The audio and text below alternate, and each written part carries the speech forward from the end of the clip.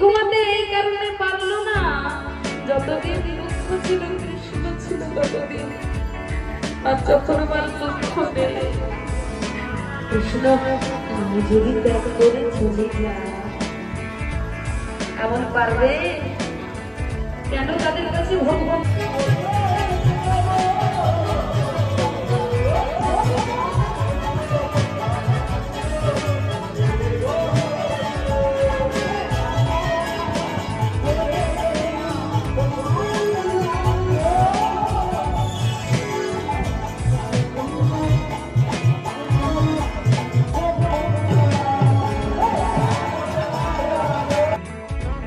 Hey hello everyone, welcome back to my another new vlog and you are watching me on Glow with Nisha। কেমন আছো তোমরা সবাই? আশা করি সবাই ভালো আছো আর আমিও খুব ভালো আছি। 3 দিন ধরে অনুষ্ঠান চলছিল কিন্তু আমি একদিনও বেরোইনি। লাস্টের দিন দেখলাম যাই, নইলে কেমন একটা লাগে। আসলে আমার মনটাও ভালো ছিল না 2 দিন ধরে, তার জন্য আমি বেরোতে চাইছিলাম না। আর 3 দিনের দিন আমি গেলাম রাতের বেলায় কিছুটা কীর্তন দেখার জন্য। ওখানে বসে বসে সবার সাথে দেখতে পেলে যে আমি বসে বসে দেখছিলাম ব্ল্যাক কালারের জামাটা পরে। আর তারপরে ওরা সবাই নাচছিল, যেটা দাঁড়িয়ে দাঁড়িয়ে আমি দেখছিলাম। আর 2 দিনের ব্লগ আমার একটুও করা হয়নি। সত্যি কথা বলতে এই কদিন এত খিচিবিচি ছিল, আর কয়েকদিনের এই কয়েকদিনের ব্লগ এত জমা হয়েছিল, একটাও আমার এডিট করা হয়নি সময়ের জন্য। সময় বলবো না, কিছুটা আমার কুড়েমির জন্যও হয়নি। তো তার জন্য আমি চেষ্টা করলাম যে ব্লগগুলো আগে এডিট করব, তারপরে আবার নতুন করে ব্লগ শুরু করব।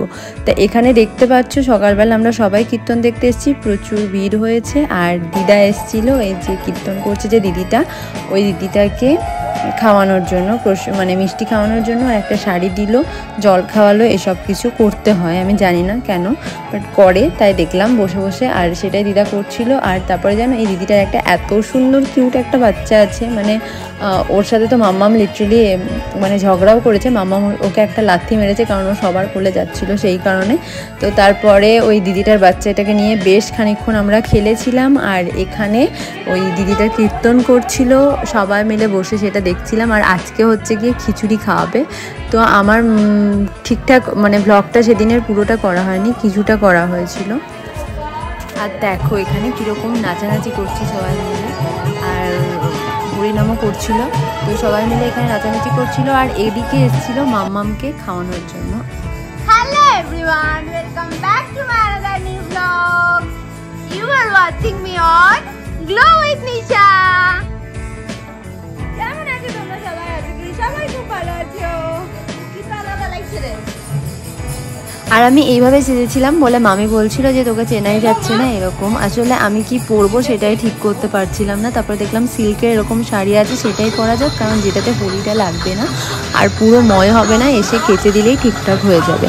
আর মাথায় ওইভাবে দিয়েছিলাম যাতে মাথাতেও পুরোপুরিভাবে হোলি না লাগে আর কি, সেই কারণে। তো সবাই মোটামুটি বেরিয়ে গেছে, দিদিকেও আমি রেডি করে নিলাম। দিদি মোটামুটি রেডি হচ্ছিল, তারপর দিদিকে গিয়ে রেডি করলাম। আর এখানে আমরা বেরিয়েছিলাম, নাচানাচিও করছিলাম। কিন্তু ব্যাপারটা হচ্ছে যে আমি পুরোপুরিভাবে ভিডিও করতে পারিনি, কারণ এত বেশি আবিরে ময় হচ্ছিল, ফোনটাকে আবার বার করবো আবার ঘুরবো এই কারণে। আর দেখো বুড়িদিকে কীরকমভাবে ভূত করে দিয়েছে। তো সবাইকে এত হোলি মাখিয়েছিল, কিন্তু আমি একটু দূরে দূরে পালাচ্ছিলাম, আমি আর রিম্পা দিদি দুজনেই। তার জন্য একটুখানি কম হোলি গায়ে লেগেছে, তাই মাথার মধ্যে বেশ অনেকটা হোলি লেগেছিল। আর এখানে সবাই যারা ছিল সবাই বেশ ভালো করে হোলি মেখেছিল। আর এখানে দেখো সঙ্গে কীরকম নাচ করছে।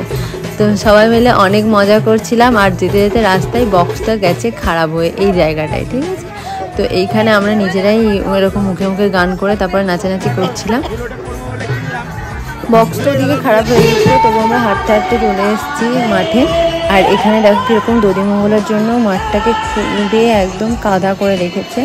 তো এইখানে কেউ পা দেওয়া হবে না যতক্ষণে ঠাকুরের এই যেটা ভাঙবে আর কি, দুধ তারপরে হলুদ এসব থাকে, কালার দেখে আমি বলছি। আর এখানে বনি যায়নি, বনির ছেলেটা খুব জ্বালাচ্ছিল সেই কারণে। আর তারপরে এখানে সমস্ত কিছু আমি ফোন ভরে দিয়েছিলাম, প্রচুর নাচানাচি করি। আর পরে এসেছিল এই যে আমাদের পুচকিটা, এটা ছিল না পূজার মেয়ে, আমার একটা বোনের মেয়ে। আর দেখো কিরকম সুন্দর কিউটি একটা, ও বেশ ভালো করে কথা বলছিল আমার সাথে। পূজা বলছিল দিদিও সবার কাছে যায় না, কিন্তু আমার সাথে কিন্তু বেশ গল্প করছিল, নাচানাচি করছিল, খেলছিলাম আমরা দুজন মিলে। আর ও আমার কাছে আসছিল, আমাকে যে আজকে প্রথম দেখছে এটা মনেই হচ্ছিল না দেখে। তারপর ওতে আমাতে অনেক খেলাধুলা করি।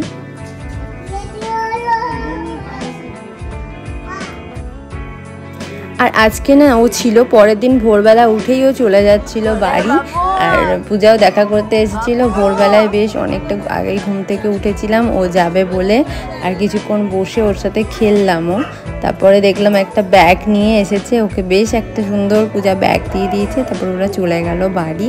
আর এদিকে আমি গেছিলাম একটুখানি বাজারে, যেহেতু ঈদের আগে সেই জন্য প্রচণ্ড ভিড় ছিল বাজারে। আর তারপরে পয়লা বৈশাখও আসছে, এরকমভাবে গেটও সাজিয়েছিল রামপুরহাটে, আর প্রচণ্ড ভিড় ছিল। আর তারপরে আমি এরকমভাবে একটুখানি ভিডিও করছিলাম, কারণ আজকে আমি বানাচ্ছি হচ্ছে কি ডাটা চচ্চড়ি, তো সেটাই দেখানোর জন্য। আর এই ডাটা চচ্চড়ি খেতে আমার হেভি লাগে, মানে দারুণ লাগে। তো এই ডাটা চচ্চড়ি বানাচ্ছিলাম, আর দিদা না পুরোপুরি রান্না করে নিয়েছিল। তারপরে আমি দেখলাম যে ডাটা যখন দিদা ছাড়িয়ে রেখেছে তখন এটা চচ্চড়ি করা যাক, আর খেতে দারুণ লাগে সর্ষে আর পোস্ত দিয়ে। তো আমি সর্ষে পোস্তটাকে পেস্ট করে সেটাকে ছেঁকে নিয়েছিলাম, যাতে এটা টেস্ট ভালো লাগে আর খাওয়া যায় পুরোটা। তারপরে এটাকে আমি দিদাকে বললাম আমি আজকে খাই, তোমরা কাল সকালে খাবে না হয়। কিন্তু এইটুকুনি হয়েছিল দেখে বললো যে না সবাই মিলে খেয়ে নাও। তো আমি রান্নাবান্না হয়ে যাওয়ার পর এই যে সর্ষের জলটা, তারপর পোস্ত বেটেও ঢেলে দিয়েছিলাম, সেটা হয়ে যাওয়ার পর দারুণ টেস্ট হয়েছিল। ডাঁটা চচ্চড়ি খেতে আমার হেভি লাগে পুরো, আর এটা টেস্ট পুরো ইয়াম্মি আছে। এটা তরকারিতে দিলে মোটামুটি আমার ভালো লাগে না, কিন্তু যখন এভাবে চচ্চড়ি করা হয় সেরা লাগে পুরো খেতে। আর এখন আমি এটার মধ্যে একটুখানি পোস্তও বেটে রেখেছি, যেটাকে দেবো তারপরে খাওয়া।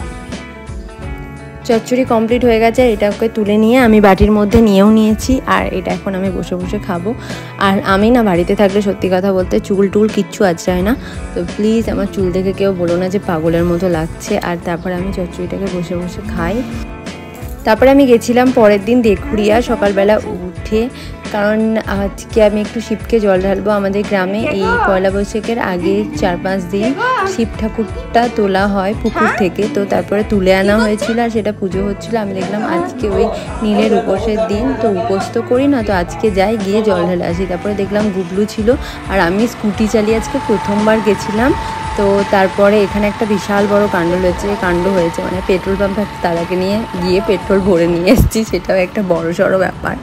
তো তারপরে আমি বাড়ি এলাম, আর গুবলু আমাকে বললো দাও আমি চালিয়ে তোমাকে নিয়ে যাব। তো আমি প্রথমে তো ভয় পাচ্ছিলাম যে আমাকে আনতে পারবে নাকি, তো বললাম বেশ সুন্দর চালাচ্ছে। আর তারপরে মিমি আসছিল হেঁটে হেঁটে, কারণ মিমি বললো আমার কোনোভাবে পড়ে যাওয়ার ইচ্ছা নেই, বড় মনে তুমি ওর সাথে যাওয়ার। আমি এনেছিলাম পুরি, কারণ আমার আজকে ছিল একটু উপোস অন্য কিছুর, তো তার জন্য আমি এটা খাচ্ছিলাম। আর আমি রান্নাও করেছিলাম, খাওয়া দাওয়া করি। আর আজকের ব্লগটা না আমি এখানেই এন্ড করছি। সবাই সাবধানে থেকো, ভালো থেকো। আর আমরা এখন পুরিটাকে খেতে খেতে এনজয় করি। আর দেখা হচ্ছে নেক্সট কোনো ব্লগে। ততক্ষণ পর্যন্ত ভালো থেকো, সুস্থ থেকো। আর আমার চ্যানেলটাকে প্লিজ সাবস্ক্রাইব করে দিও, লাইক করে শেয়ার করে কমেন্ট করে দিও যদি ভালো লাগে দেখতে ব্লগটা। তাহলে প্রতিদিন রেগুলার ব্লগ আসবে, প্লিজ দেখতে থেকো। আর যদি ভালো লাগে তাহলে অবশ্যই সাবস্ক্রাইব করে দিও। দেখা হচ্ছে নেক্সট ব্লগে, বাই।